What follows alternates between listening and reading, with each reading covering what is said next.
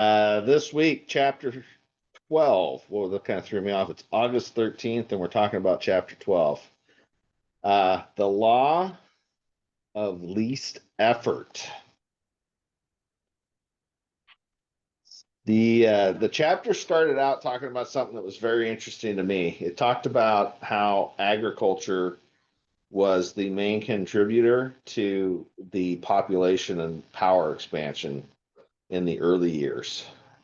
And it specifically talked about how the East is short and wide, which led to them having a very consistent agricultural season. So they were able to easily multiply crops and grow the same thing across the entire continent, where we're short, we're tall and narrow. So our agricultural growth has a much smaller footprint than the European, which now makes total sense why industry was our main thing to the north, right? Because you couldn't grow it, so we learned how to build it. And then we transferred power. The power dynamic of the world shifted once we learned how to build things. So I thought that was pretty fucking cool. Yeah, definitely. Thought the whole thing about Japan taking inefficiencies out of their manufacturing process, leading to one of the examples was TVs being something like 5 times less likely to need to be serviced compared to American TVs. So that efficiency kind of we're working on this daily, and Sean and I were just talking about these little things. A lot of us are doing things that are sabotaging ourselves and we can't even see it. And so taking the time to kind of zoom out and maybe observe when you're doing stuff that feels tedious and you may not want to do, and there's a better way to just dial back and figure out a way to solve that problem so you're not doing these tedious repetitions again and again. Find a better way. Sometimes you got to pay the money for the technology if it's that type of a problem. But man, if you can avoid doing manual manipulation of spreadsheets as much as possible, that's going to save you a lot of time if you're in our world. Same thing with, owners who are running to Home Depot to buy materials for their guys. I see that all the time. Or, another example is trying to utilize their own trucks in off haul. It's like, come on, man, hire the trucks, get them in, get them out, have your excavator moving at all times. Just your production piece should be loading and unloading, and you should be moving the dirt or aggregate or debris, whatever it is. Whatever your production item is that day, right? And that's the key in being efficient in construction, is identifying what's the production piece, what are you getting paid for that day, and that's the thing you got to make sure is happening, right? So in dirt moving, it was scraper loads. Like every load that we picked up and dumped somewhere was money, because we got paid by the yard to move the dirt.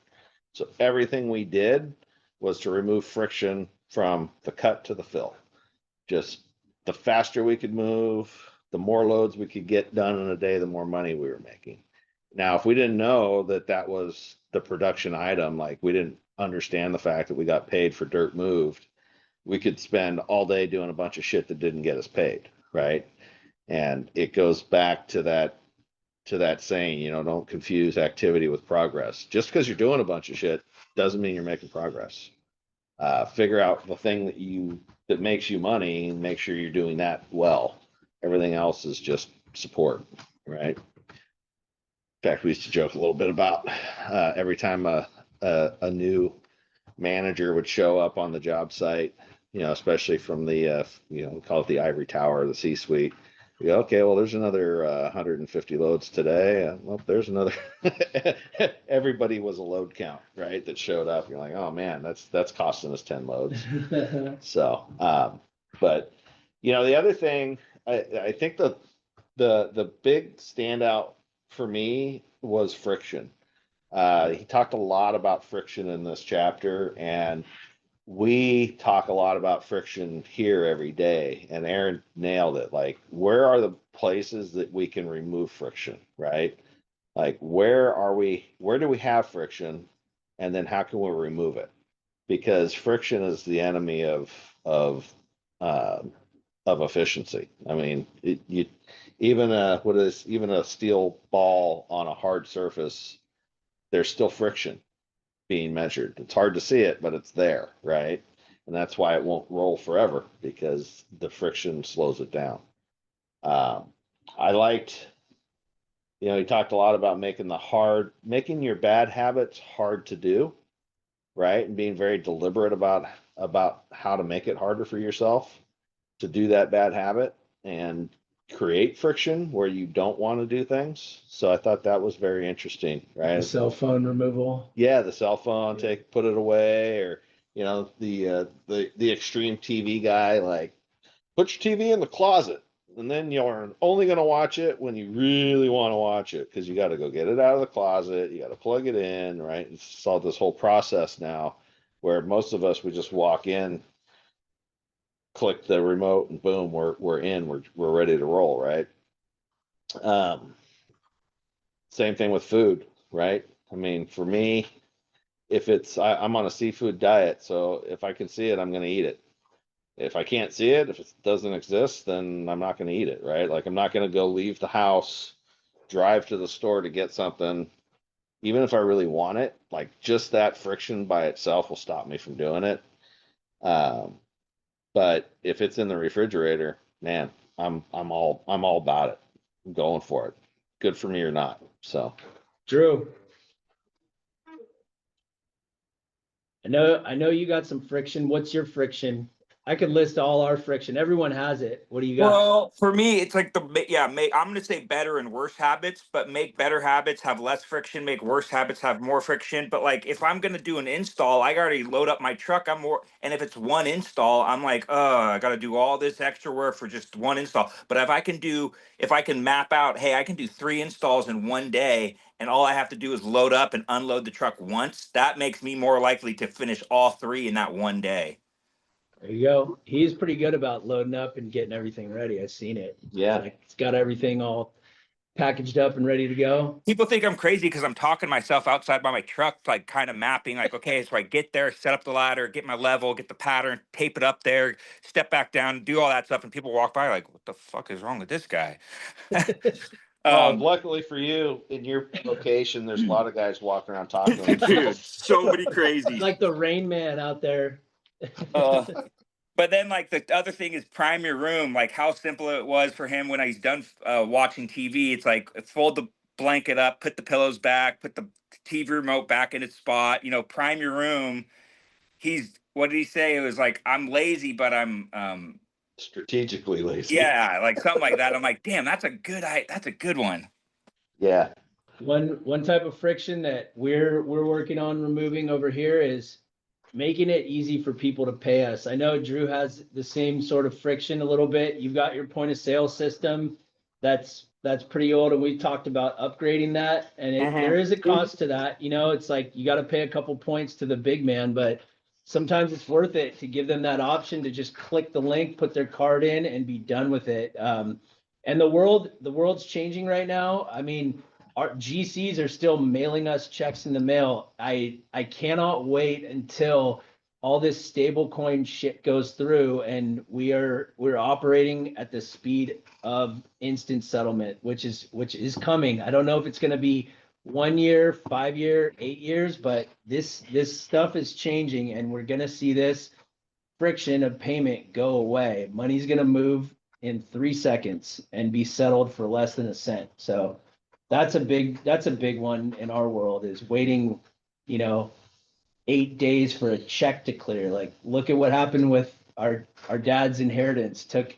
He got his money, and he had to sit there and stare at this pending amount for how long was it, Drew? 10 days? I don't know. They don't tell me anything about that. They don't want any of us to know how much he got or when he got it. So I'm out of the loop. I know. That's funny.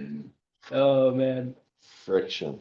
But yeah, I agree with the payment because I've had a couple people already hit me up like recently, like, hey, can I just go online and pay? I'm like, no, not yet. But Stripe, bro, Stripe. yeah. Yeah, it's amazing how just old habits, right? And I saw something earlier this morning about, you know, if you're not evolving, then you will literally be dead in a short amount of time because, you know, the world's going to move on without you. And it's easy for us, especially when we've done something a certain way all the time, to think that that's just the way it has to be. In fact, a lot of a lot of business coaches and consultants will go into a business, and that's one of the first things that they start asking is, well, why do you do it this way? Well, it's just how we've always done it, which is like the worst answer you could possibly have. But I would say 90, well, how many businesses go out? 97% of all businesses fail in 10 years. Yeah, something like that. It's crazy. So 97% of all businesses are doing it the way they did it, just because that's the way they did it, and they go out of business. So that should be a huge, huge warning for us all to be uh, constantly evolving, looking for ways to remove friction, looking for ways to make it easy. You know, habits are all about making it easy. That's this whole book is about. Your life is designed in your mind to make it easy. And it's interesting because he did bring up in this chapter about, it's not being lazy necessarily, but you know, when we were fighting, literally looking and fighting for food, like energy was a scarcity, right? You didn't just walk around and pick food up at every corner. So conserving energy was a smart move in their day, right? And so it's not necessarily that, you know, being lazy is a bad thing. It's just the easier your life gets, the more likely you are to then kind of fall into that default of everything's super easy. So why should I do anything new? Right. But then you run the risk of being in that mediocre class, right? Just getting by. You want to herd the cattle or the wildebeest into the canyon so you can be shooting arrows down on their heads, you know, rather than trying to chase them down, get them into the barrel, shoot the fish in the bucket. All right. Let's see who else, Michael, wants to share. So essentially, what I got from this is just work smarter, not harder, right? I liked a lot of the metaphors that he used, like the garden hose, right? If there's a garden hose that's bent in the middle, some of the water can flow through, but not very much. So you have two options. You could either increase the rate of water that's coming out, or just simply unfold the bend, right? And you're gonna have similar outcome, but it's least effort, right? So it's a chapter kind of reminded me a lot of what we do for these contractors. We're making it easier, right? We're providing them the law of least effort. You don't have to go and be in the field and do the estimating and the bidding. You know, allow us to do that, and it's again working smarter, not harder. You know, so we're giving them their time back, and that's kind of what it led me to believe is just, you know, that's what I got from it, is just working smarter, not harder. Yeah, I like that too. The garden hose analogy was perfect. It's like you can increase the pressure and work harder, or you can go unfold the hose and just let it flow. Right. Right. And that's, you know, this all goes back to friction. So, yeah, this was a great chapter. I love this chapter. Anybody else? No. How about you, Allison? Did you have any friction in your life that you were able to address this week?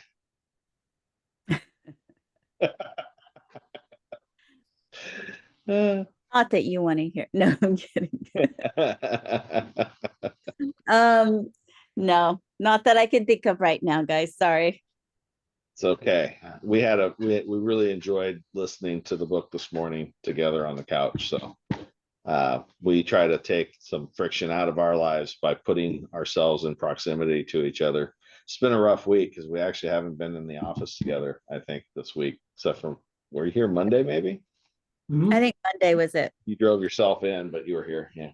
Yeah. So, yeah, lots of opportunity for us to remove friction in our lives. So when you're running into something, mark it, and then if you can't figure out how to make it easier, find somebody to help you make it easier. That's what we're all here for. So, I would say at every opportunity, there's two things we can do every day: is recognize that there's friction and then ask for help in removing the friction.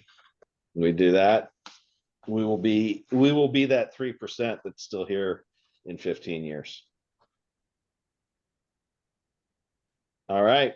Anybody else before we jump out of here? All right. You guys have a great week, and we will see you again next time. Chapter 13. What's chapter 13? It's something. Let's look and see. This is technology in action, taking the How to friction. stop How to procrastinating. stop procrastinating using the 2-minute rule. Ooh, 2-minute rule. All right, cool. All right, guys. I'll see you next week.